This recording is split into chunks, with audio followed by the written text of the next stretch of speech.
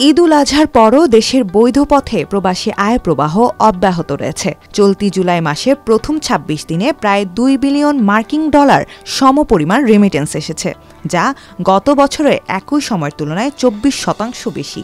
এই রেমিটেন্স প্রবাহ দেশের বৈদেশিক মুদ্রার রিজার্ভে স্বস্তি ফেরানোর পাশাপাশি ডলারের দামে স্থিতিশীলতা ধরে রাখতে সহায়তা করছে। বাংলাদেশ ব্যাংকের হালনাগাদ তথ্য মতে জুলাইয়ের ১ থেকে ১৬ তারিখ পর্যন্ত প্রবাসীরা দেশে পাঠিয়েছেন ১৪২ কোটি ১০ লাখ মার্কিন ডলার, যা আগের বছরের একই সময়ের ১৩১ কোটি ৯০ লাখ ডলারের তুলনায় ৭.৭০% বেশি। মাসের ২৬ তারিখ পর্যন্ত প্রবাসী আয় দাঁড়িয়েছে ১৯৩ কোটি ৩০ লাখ ডলারে, যেখানে গত বছর একই সময়ে এসেছিল ১৫৫ কোটি ৯০ লাখ ডলার।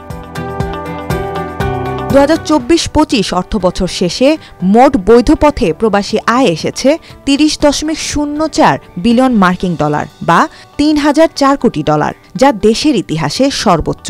এর আগে অর্থবছর ২০২৩-২৪-এ এসেছিল ২৩.৭৪ বিলিয়ন মার্কিন ডলার। ফলে বছরওয়ারি রেমিটেন্স প্রবৃদ্ধি প্রায় ২৬%।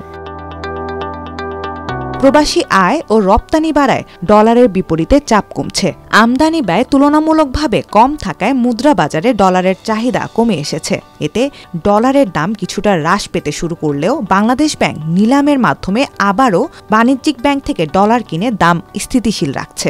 বর্তমানে বাংলাদেশ ব্যাংকের মূল্যায়ন অনুযায়ী প্রতিবেশী দেশগুলোর সঙ্গে সামঞ্জস্য রেখে দেশের বৈদেশিক মুদ্রা বিনিময় হার প্রতি ডলার ১২০ থেকে ১২৫ টাকার মধ্যে থাকবে।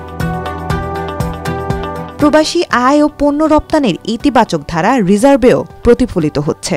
বাংলাদেশ ব্যাংকের তথ্য মতে গত বৃহস্পতিবার কেন্দ্রীয় ব্যাংকের মোট বৈদেশিক মুদ্রার রিজার্ভ ছিল ৩০ বিলিয়ন মার্কিন ডলার। তবে আন্তর্জাতিক মুদ্রা তহবিলের হিসাব পদ্ধতি ব্যালেন্স অফ পেমেন্টস ম্যানুয়াল 6 অনুযায়ী এই রিজার্ভের পরিমাণ ২৪.৯৮ বিলিয়ন মার্কিন ডলার। বিশ্লেষকরা বলছেন প্রবাসী আয়ের এই ধারা বজায় থাকলে দেশের অর্থনীতিতে স্থিতিশীলতা আরও বাড়বে এবং টাকার মান রক্ষা করা সহজ হবে। একই সঙ্গে নীতিগত সংস্কার ও সময়োপযোগী সিদ্ধান্ত অর্থনৈতিক উত্তরণের পথ সুগম করবে।